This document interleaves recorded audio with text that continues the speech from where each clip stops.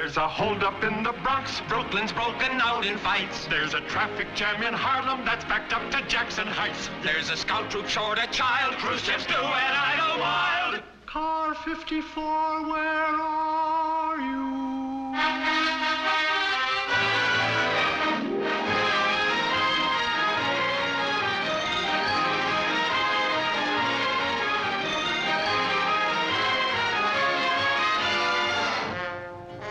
Tonight's program brought to you by Cam-A. For the soft skin look, use Cam-A. And by Prel Concentrate, the shampoo in the handy unbreakable tube.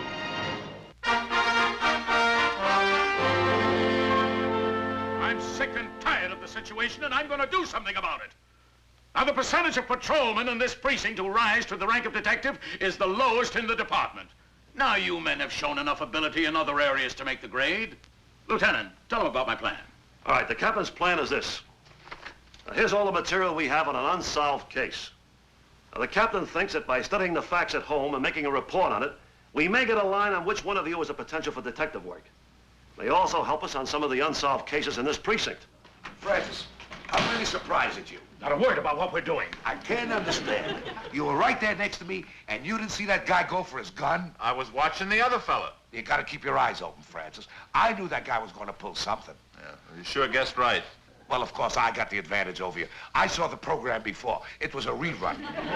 I saw it last year when it's called Badge 792. You gotta keep that in mind, Francis.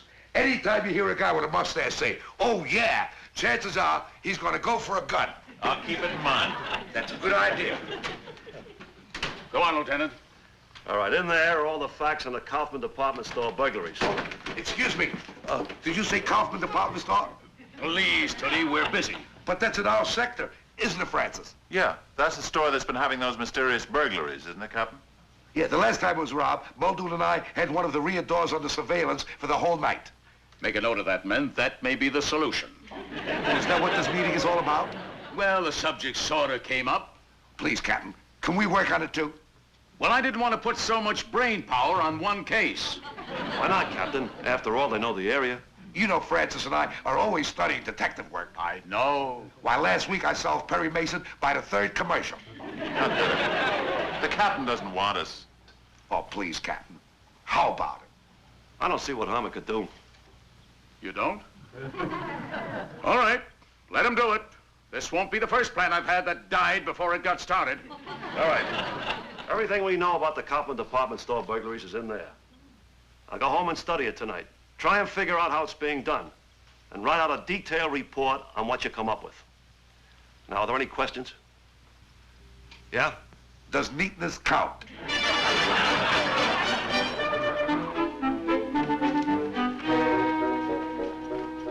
Let's start working right away. Maybe we can solve this case before checkmate comes on. Then we can work on that one, too.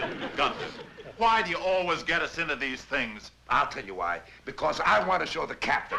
Gunther, I didn't hear you come in. Oh, Lucille, we must have absolute quiet. Gunther, I've got a surprise for you. Not now. Francis and I got a lot of brain work to do, and we got to have quiet. Absolute. What's that? That's the surprise. Here's Uncle Gunther, Marvin. Hello, Uncle Gunther. Oh, hello, Marvin. This is my nephew from Milwaukee. He's here in New York for the Boy Scout Jamboree on Randall's Island. Hello, Marvin. Hello, sir. I was just practicing my bird calls. That was the bald eagle. Isn't he darling? Yeah. But Francis and I are working on a case tonight. Maybe you can drop him off at your sister Rose. Oh, no. Rose and Al had him when he came here last year for a convention. It's our turn now. I can step on a twig without making it crack. You see? He'll be no trouble. Now clear all these papers off the table so I can set up for dinner. Forget dinner. Just bring plenty of black coffee. We got a job to do here. No dinner? I can creep up within 2 feet of a chipmunk without being heard. Well, that's good enough for me. Let's get started. Now, here are the blueprints of Kaufman's department store. Now, remember, not a peep out of you. This takes a lot of concentration. I won't say a word, Uncle Gunther. Good. Now, where were we? Gee, this is a toughie. I wonder how that crook got out of the store with all that big stuff when the police were watching the place all night. Yeah. First, we better find out how he got into the store. Good thinking. How about the side door? No. It's locked from the inside. Maybe this fire escape door. No, they got a burglar alarm there. Oh, yeah. How could he have got in? The skylight? Marvin, I'm sorry, Uncle Gunther. you promised you wouldn't say anything. Yes, sir. You see, Marvin, we're trying to concentrate, and if you... Gunther, come on. Now, where were we? The skylight. We figured out that the thief came in through the skylight. Yeah, but how did he get down to the floor? It's 2 stories high. Maybe through this pipe. No, he'd break his neck. Yeah. Maybe he swung over to the shelf. No, it's too far out. What could he have used? A rope? Marvin, With a sailor's hitch knot, he could roll himself. I warned you. Lucille! I'm sorry, Uncle Gunther. Once more, and you're going into the kitchen with your Aunt Lucille. Remember, not another word. No, Uncle Gunther. You see, Marvin, we can't think if you interrupt. Now, where were we? He lowered himself with a rope. Using a sailor's hitch knot. Boy, are we clicking tonight. Now, let's keep going while we're hot. Now, here's a list of the items he took from the store. Wow. TV sets, a stove, a refrigerator. Even a kitchen sink. They had the whole place surrounded every night. How could he get stuff like that out of the store? Maybe he hoisted up to the skylight with that sailor's hitch knot that I brought up. Stuff like a refrigerator? No. He'd pull the whole skylight out. How did he get it out? What if he lugged the stuff to the shipping room, put them in boxes, labeled them, and had them shipped to himself? Marvin, are you quite through? Yes, sir. Lucille! I warned you. I can't work with you chattering away. What is it? Will you take him into the kitchen? Come, Marvin. I'm sorry, Uncle Gunther. Oh, that's all right. I'm sorry, Francis. Maybe we should have worked over your house. No, let's keep going. Now, where were we? Oh, yes. We figured it out that he lugged the stuff to the shipping room. Then he could have put the stuff in boxes. And put labels on them and shipped them to himself. That's it. Then he could have left them there, and the next morning, along with the other orders, the store could have shipped them to him.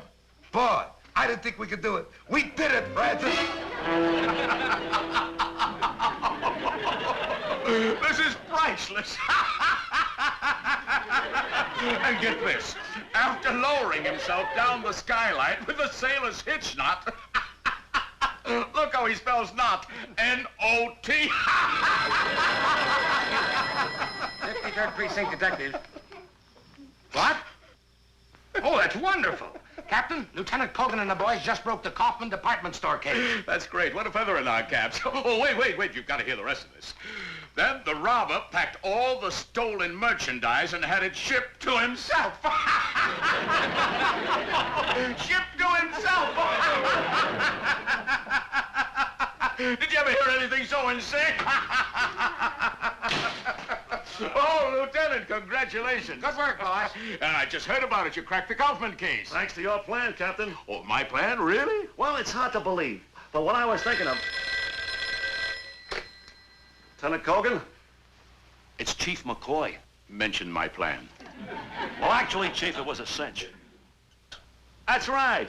He lowered himself from the skylight, packed the stuff in boxes, and had the stuff shipped to himself. We picked him up at his house and recovered all the stuff. Now, don't give me all the praise.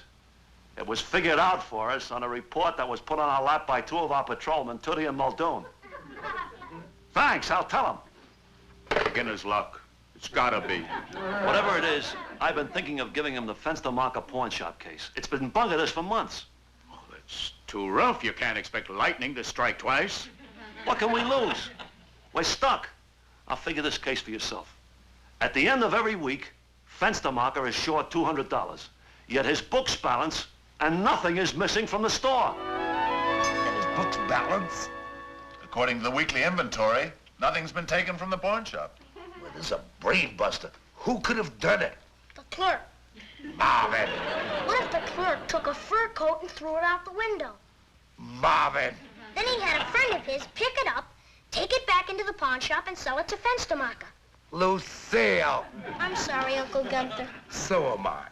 But we can't just keep working. What is it? We can't work with the kid around. Come, Marvin. Help Aunt Lucille make cookies. I was just trying to help. Some help. I can't even remember what case we're on. The Fenstermacher case. Now I remember. We figured it out that the clerk threw a fur coat out the window. That's right. Fenstermacher's clerk just confessed. He kept throwing out that same coat to different friends, and they kept coming back and getting paid from Fenstermacher. No, don't give me any credit if you write this in the newspapers. Give it to Tootie and Muldoon. They're the two guys that cracked the case.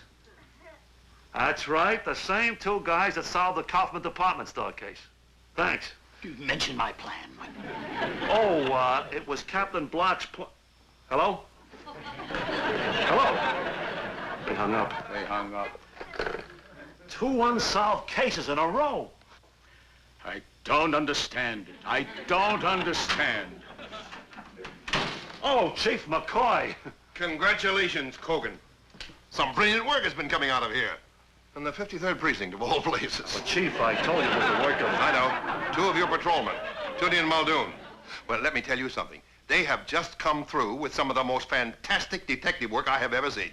I don't understand. This is Captain Block. Oh, how do you do? How do you do, Chief? I'm glad we could be of help to you downtown. You know, I had a little something to do with the case, you know. Yes, it was Captain Block's plan to have the men study the unsolved crimes. Well, that's nice. Thank you. Oh, excuse me, Captain Block. We nabbed Mr. Eisenberg. Never mind. Who's Eisenberg? Who's Eisenberg? He's the worst jaywalker in the Bronx. Forget it. You two just picked up a jaywalker? Well, we can't take all the credit, sir. It was Captain Block who gave us the assignment. I understand. And Block, if you had Sherlock Holmes in your command, I suppose you'd have him out checking parking meters, huh? Chief, I don't... Captain Block, we've got a really big case downtown, one that has us completely stymied. Those Midtown loft robberies. We'd like Tootie and Muldoon to go to work on it for us. Ooh. They seem pretty anxious, all right. Of course, if it's all right with you, Captain. Oh, sure. After all, you have no further use for them, have you? They got you, Mr. Eisenberg. Come on, Cogan. Let's go downtown and pick up all the facts for them so they can start studying it tonight. Oh, boy, the Midtown loft robberies. What a break. We owe it all to you, Captain. You do? If you hadn't given us that assignment where we nabbed Mr. Eisenberg, nobody would have ever heard of us. Eisenberg. It was a real plum, Captain. Tootie. Yes, Captain. Tootie, the next time you see Mr. Eisenberg, run him over. Oh, boy, the Midtown loft robberies. If we can solve that case... Are you kidding? We can solve anything. All we need is a little peace of quiet. And we're going to get it tonight. You mean Marvin? That's right. Tonight, he's going to be with Al and Rose.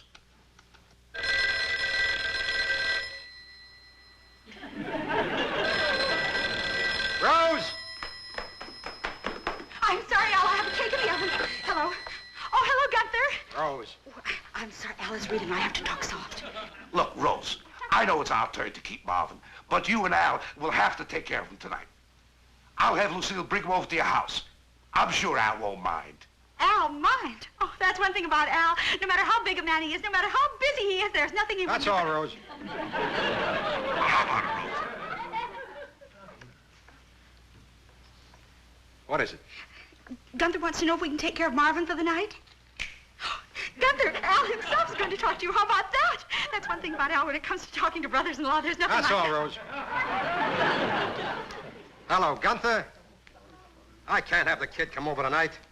Nah, my partner Felix is coming over. If we don't figure out a way of straightening out the mess the factory is in, we're cooked. You gotta